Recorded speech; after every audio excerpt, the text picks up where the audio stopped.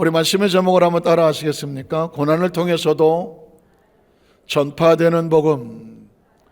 복음은 평탄하고 쉬운 다양한 루트가 있겠지만 오늘 본문에 보면 고난을 통해서도, 아픔을 통해서도, 시련을 통해서도 여러 가지 불리한 조건인데 그 상황 속에서도 무엇은 전파가 되더라? 복음은 전파가 되더라.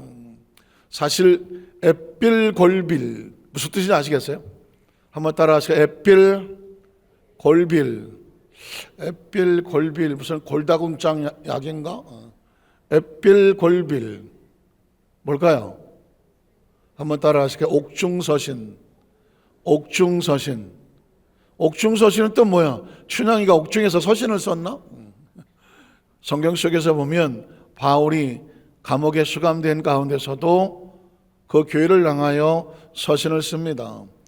그래서 에베소서, 빌립보서, 앳빌, 골로새서, 골빌, 빌레몬서 그렇게 해서 4개의 서신을 옥중서신이라고 말합니다. 그러니까 가장 힘들고 어려운 감옥 속에서 바울은 아이고 하나님 어쩌자고 나를, 이 복음을 위해서 목숨을 거는 나를 이 감옥에 수감되어서 아무것도 못하게 합니까? 억울하고 분통합니다. 낙심하고 좌절하는 것이 아니라 아이고 할렐루야 다시 내가 감옥에 안 있으면 세상을 여기저기 또 다니면서 선교하러 다녀야 되는데 하나님께서 나를 꼼짝 못하게 감옥을 두게 하신 것은 그동안 고생했으니까 좀 쉬어라.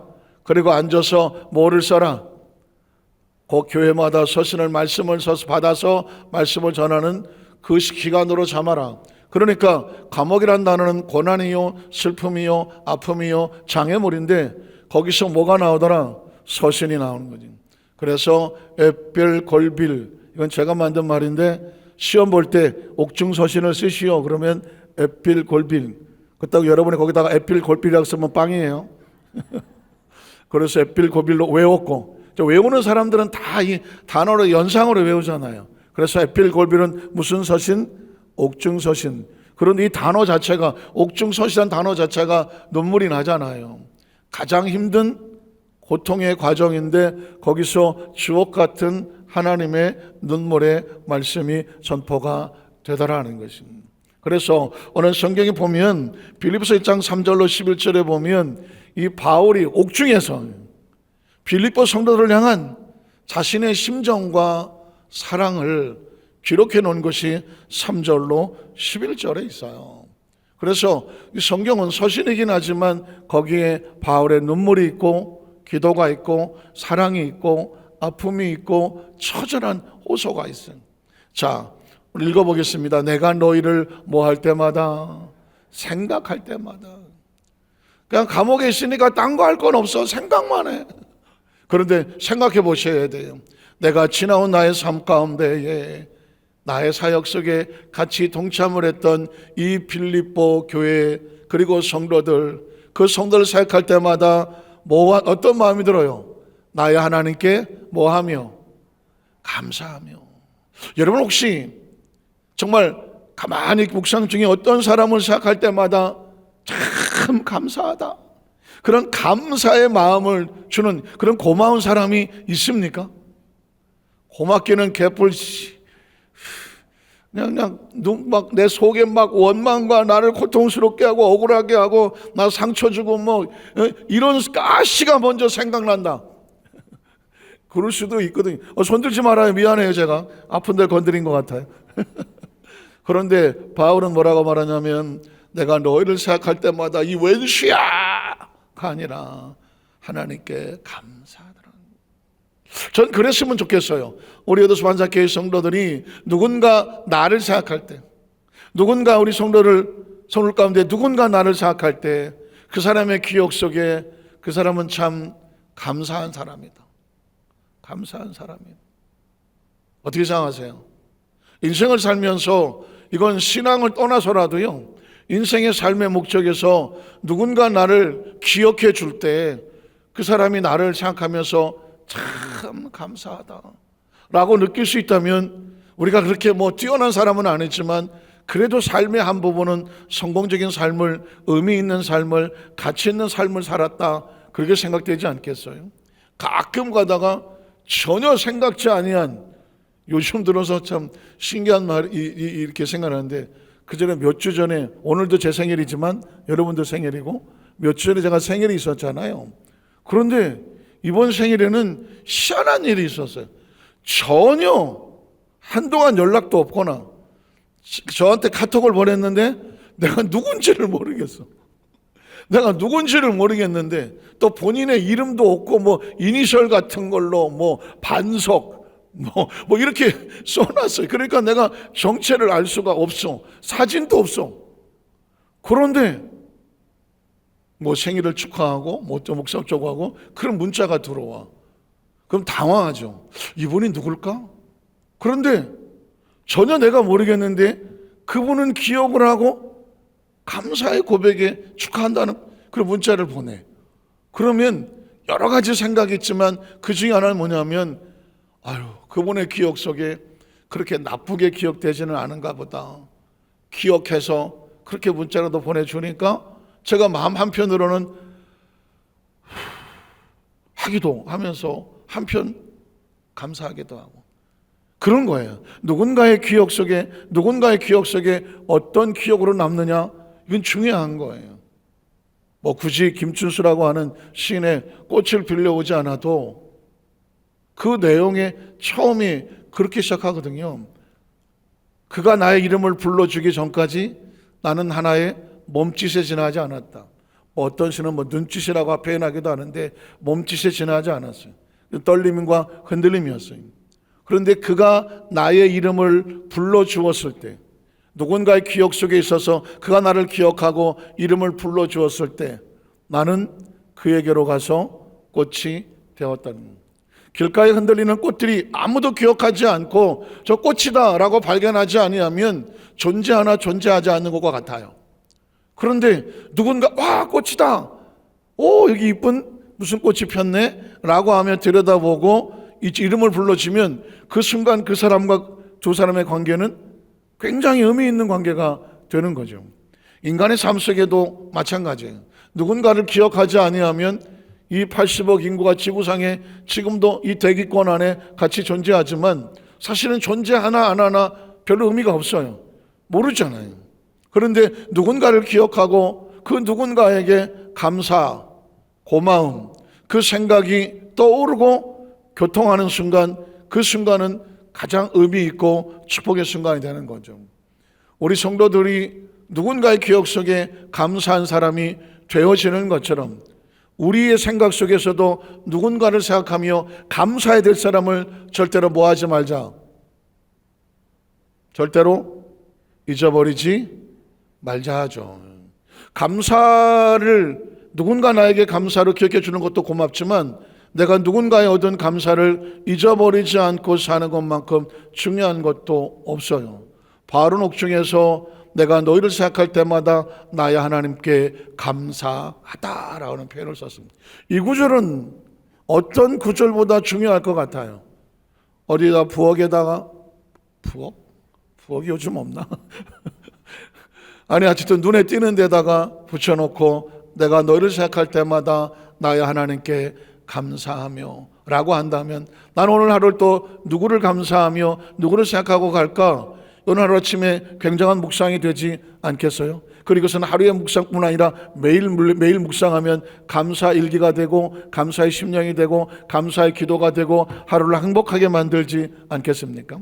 그래서 이어져가면 이렇게 말합니다. 그리고 간구할 때마다 기도할 때마다 감사하니까 생각 속에 기도할 때마다 너희 무리를 위해서 그냥 간구하는 것이 아니라 어때요? 마음이 기쁘죠.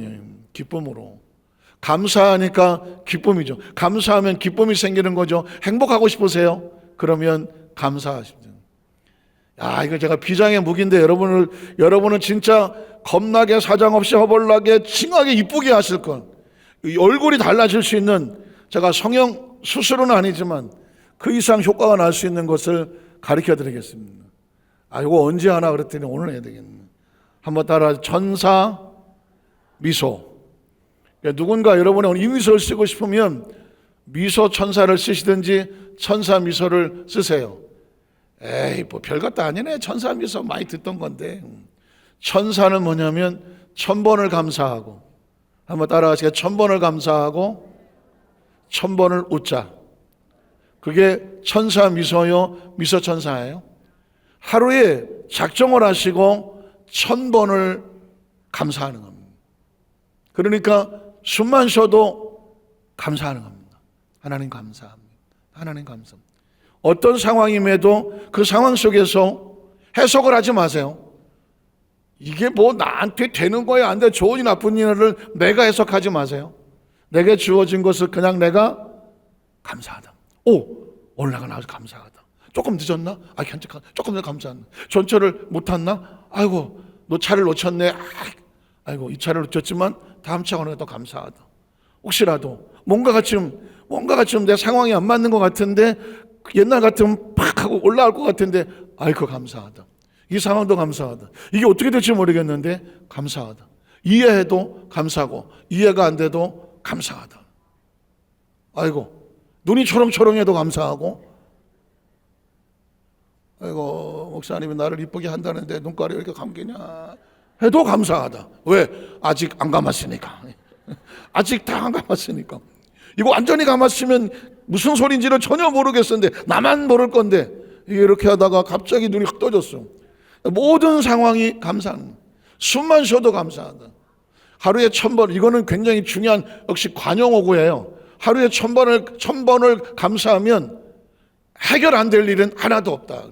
왜냐면 감사로 제사를 드리면 하나님이 영화로움을 받으시고 나를 영화롭게 한 적에 또 감사할 일을 주신다고 말해서, 그러니까 감사가 입에 붙어야 돼요.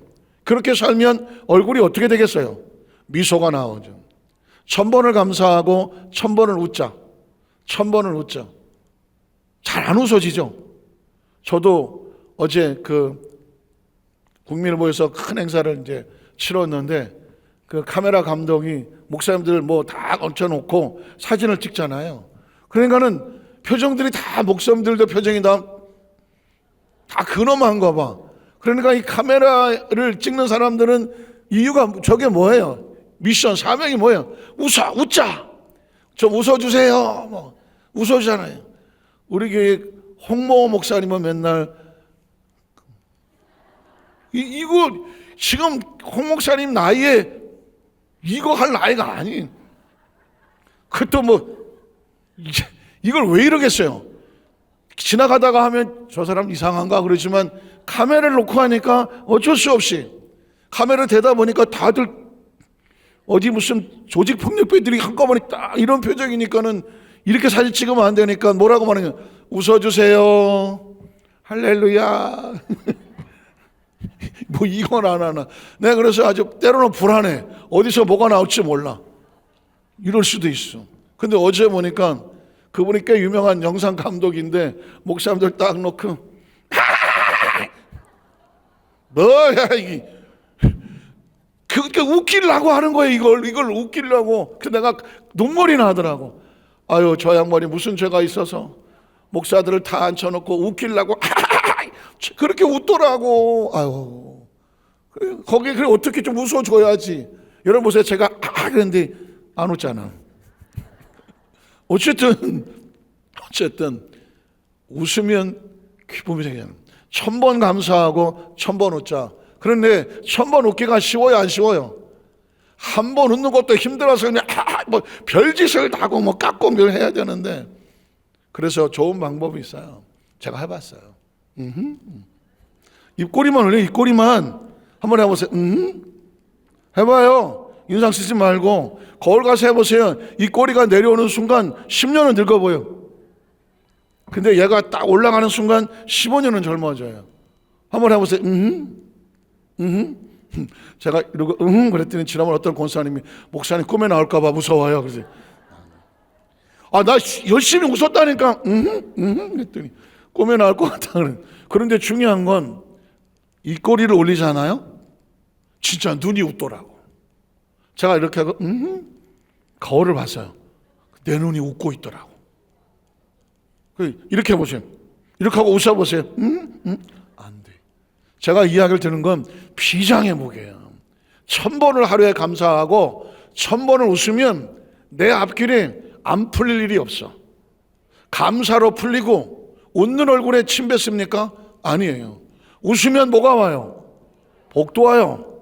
웃으면 옛날부터 알았던 거예요. 웃는 얼굴엔 복이 찾아와. 웃는 얼굴은 다른 사람이 다 좋아.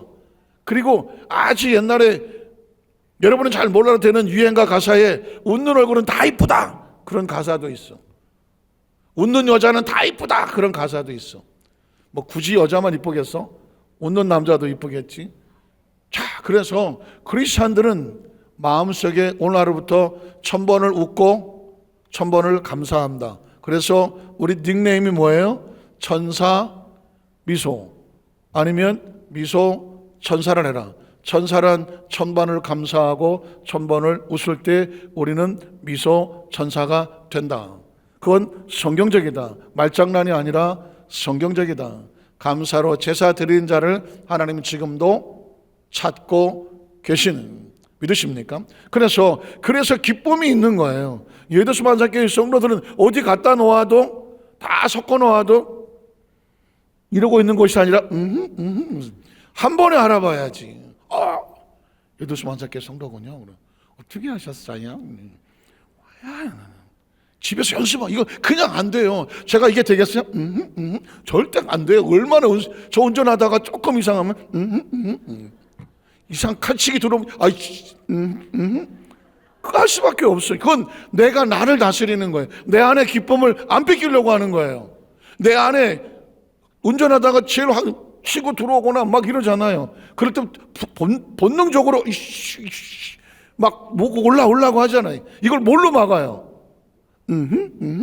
이거밖에 없어요. 뭔가 지금 전화를 받았는데 속이 상해. 위가 안 돼요? 위가 좀 힘들어요? 위가 풀려요. 왜냐하면 얼굴하고 위는 같아요. 밥을 먹을 때 절대로 인상 쓰거나 화나면 안 되는 거는 밥을 먹다가 얼굴이 딱 사색이 되잖아요. 얼굴 근육이 딱 굳잖아요. 신경을 쓰잖아요. 그러면 위가 작동을 안 해요. 위가 작동을 안 하면 어떻게 될까요? 음식이 그대로 위 안에 있어요. 그럼 어떻게 돼요? 아프죠. 체하죠. 힘들어요. 그래서 크리스찬은 목숨 걸고 우리는 기쁨을 놓치지 않아요. 마음속에. 그러기 위해서 감사와 미소. 지금 여러분 하는 사이 엄청 이뻐졌어요. 혹시 모르니까 자우기상을 한번 해보세요. 나 어때? 해봐요. 어쨌든 바울이 그 감옥에서 어떻게 이겨내요? 이겨낼 수 있는 방법은 없어요. 그 감옥에서 그 빌립보 성도를 향하여 빌립보 4장 4절 저 유명한 구절에 기뻐하라, 내가 말하노니 항상 기뻐하라 라고 말했습니다. 그게 감옥에 있는 사람이 말할 그 상황이 돼요? 그런데 바울이 그렇게 할 수 있었던 이유가 뭘까요? 그 안에서 뭐 했을까요? 뭐 했겠어? 했겠지. 하나님의 은혜를 생각하며 그 감옥에서도 기쁨을 잃지 않았기 때문에 기쁨을 고백하고 나눌 수 있는 거죠. 성경 계속 이어집니다. 그 다음 절에 보면 너희가 첫날부터 이제까지 복음을 위한 일에 참여하고 있기 때문이든. 여러분 보십시오. 그냥 맥없이 웃는 게 아니에요. 어떤 사람이 고맙고 감사하고 그를 생각할 때마다 기쁨이 넘쳐나는 것은 하나님 일에 우리 같이 동참하기 때문입니다. 동역하기 때문에 그렇습니다. 혹시 바깥에 나가다 길거리 맞으다 아무나 붙잡고 큰일 납니다. 아무나 절대 그러면 안 돼. 우리 목사님께서요 오늘 기뻐하고 1000번 웃으라 그래갖고 경찰서죠? 전화 올 수 있어요. 조심하셔야 되고, 우리가 서로 기뻐하는 이유는 뭐냐면, 우리 옆에 있는 분이 기뻐하는 이유는 이분이 하나님의 일에 같이 동역하고 동참하는 하나님의 일꾼이기 때문이에요. 필리핀은. 그러니까 우리는 뭘 하든지 하나님이랑 함께 동참하는 사람을 소중히 여기고 귀히 여기고 고맙게 여기고요. 그래서 우리도 같이 힘을 같이 도와주고 손잡아주고 같이 동역하고 같이 일을 나눠 가져야 돼요. 그 다음 절에 보면 뭐라고 하냐면 너희 안에서 착한 일을 하신, 지난번에 한번 말씀드렸던 기억이 나요. 하나님의 일을 하게 하는 것만큼 소중한 일은 없다. 그게 가장 선하고 착한 일이다. 이 착한 일을 내가 했을까요? 아니에요.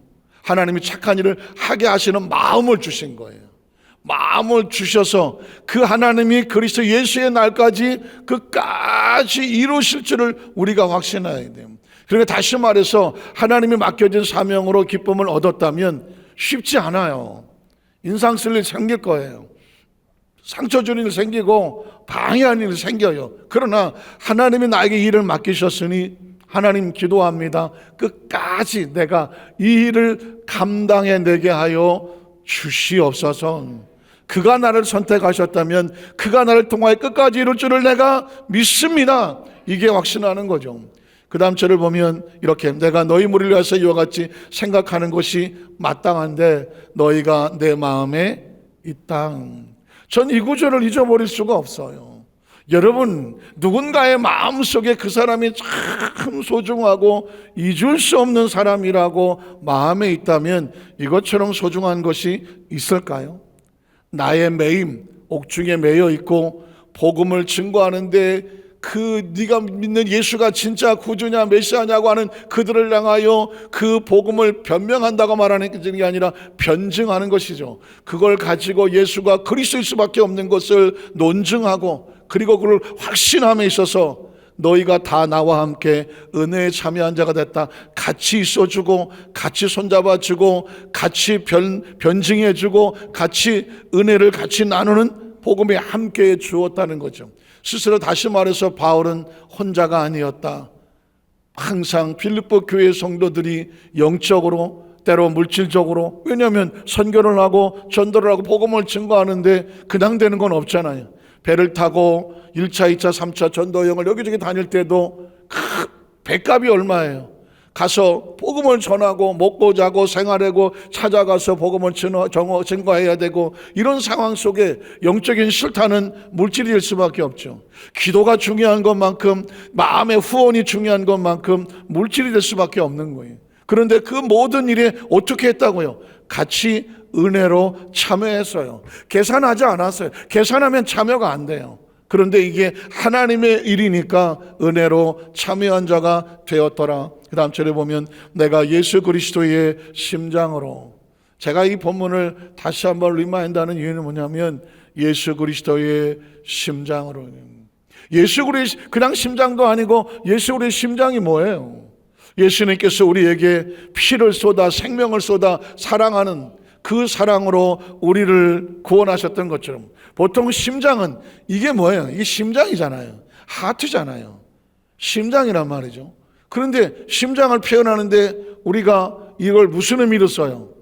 사랑으로 쓰는 거죠. 근데 그리스도의 심장이란 얘기는 다른 말로 말하면 그리스도의 사랑이죠. 사랑입니다. 혹시 아셨어요? 이거 심장인 거? 심장이거든요. 심장. 그래서 뭐 이 안에 너 있다 뭐 이 얘기 쓸 때는 심장이죠. 사랑이죠. 또 사랑을 허트를 다른 말로 뭐라고 말해요? 마음이라고 말하죠. 그러니까 이 그리스도의 심장으로 너희 무리를 얼마나 사모하는지. 그러니까 예수 그리스도의 심장과 사랑으로 가득 차 있는 바울은 그 성도를 볼 때마다 예수의 그리스도의 십자가 보혈로 구원받은 성도니까 성도들이 사랑스러울 수밖에 없어요. 성도들이 사랑스러울 수밖에 없는 거예요.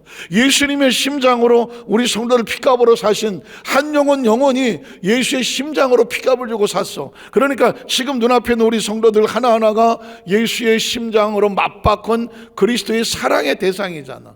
사랑. 그러니까 지금 상대방이 뭘로 보여야 돼요? 예수 그리스도의 심장으로 맞바꾼 주의 사랑받는 주의 자녀로 보여야 되죠. 봤는데 오늘 뭐 파마가 왜 그래? 오늘 내 코디가 왜 그래? 구두하고 색깔이 안 맞아? 이게 아니잖아요.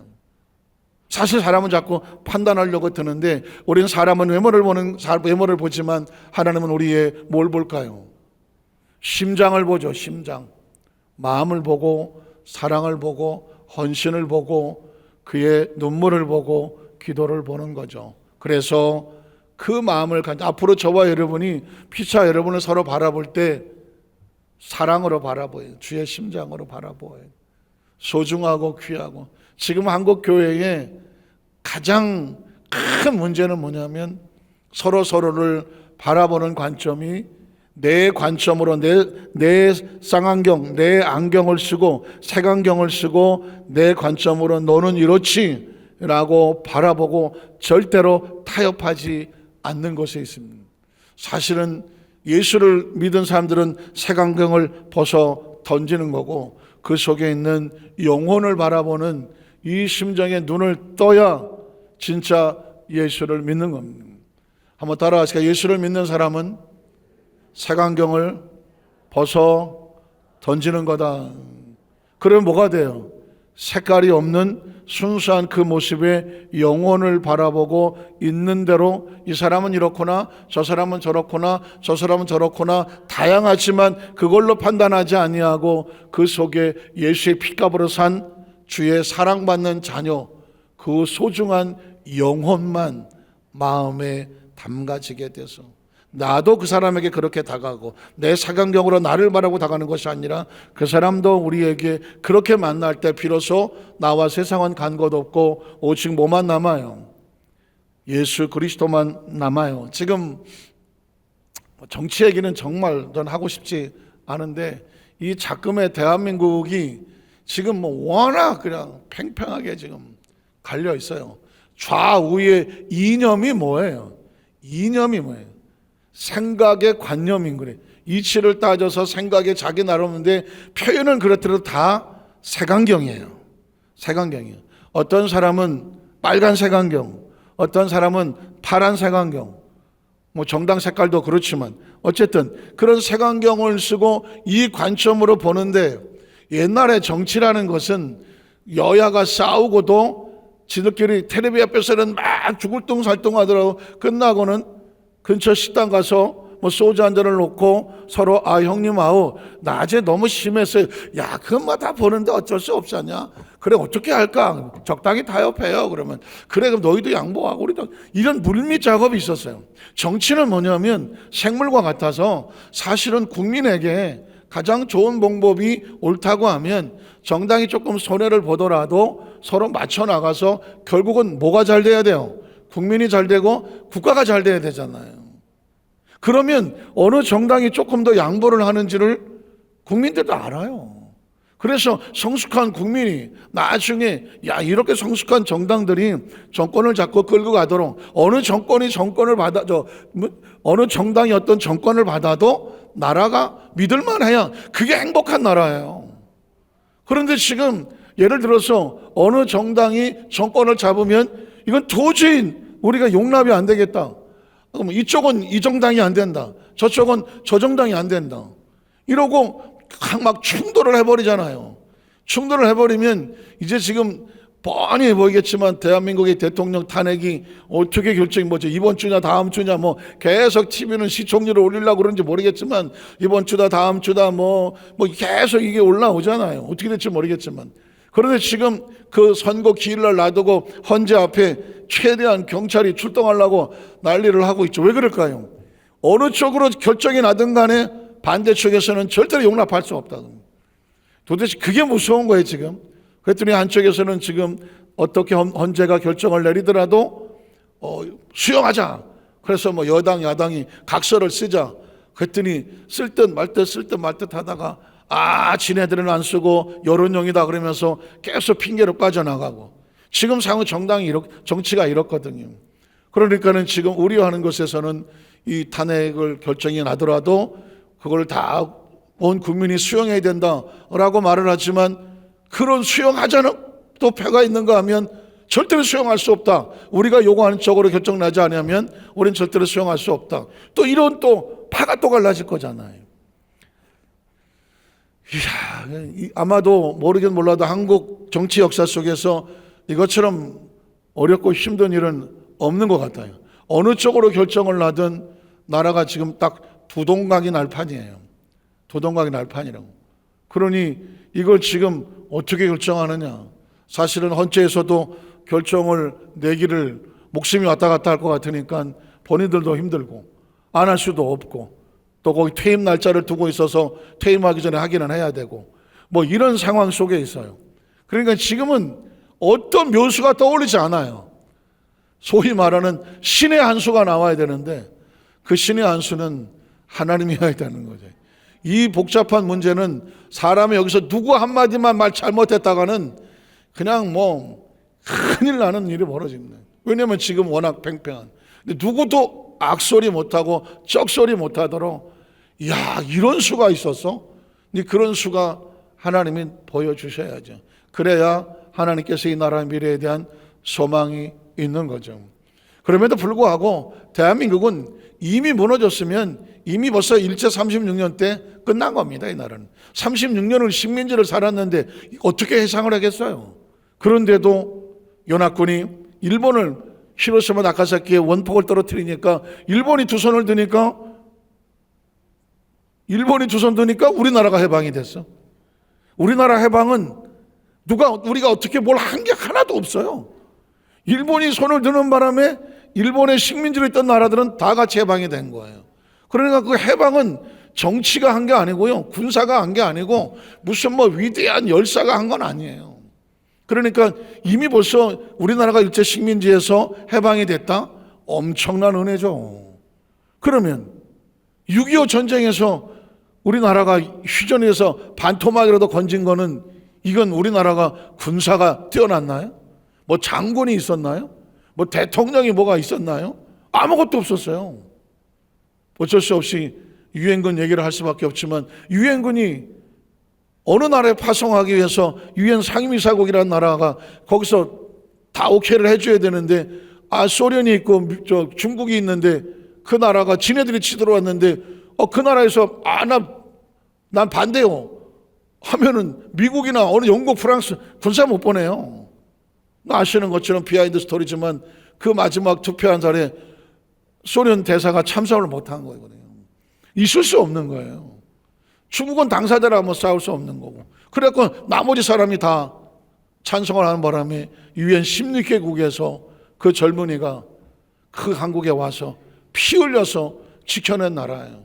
어제 그 부산에 있는 어떤 목사님이 얘기하는데 그 부산에 가면 어떤 도로 같은 게 지명이 있는데 유엔 공원 밑에 그 지명이 하나 있는데 그 지명이 제가 얼핏 들어 잘 모르겠는데 존슨인가 뭐 하는데 호주에서 파송했는데 유엔군 중에서 제일 나이가 어린 애래. 제일 나이가 어린 친구가 죽었어. 근데 그 친구의 나이가 17살인가 그렇대. 17살짜리가 대한민국에 와서 그 유교의 유엔군으로 파송이 돼서 북한과 싸우다가 죽었어. 17살짜리가. 그런 나라예요. 그런 나라. 이 나라가 그런 나라고요.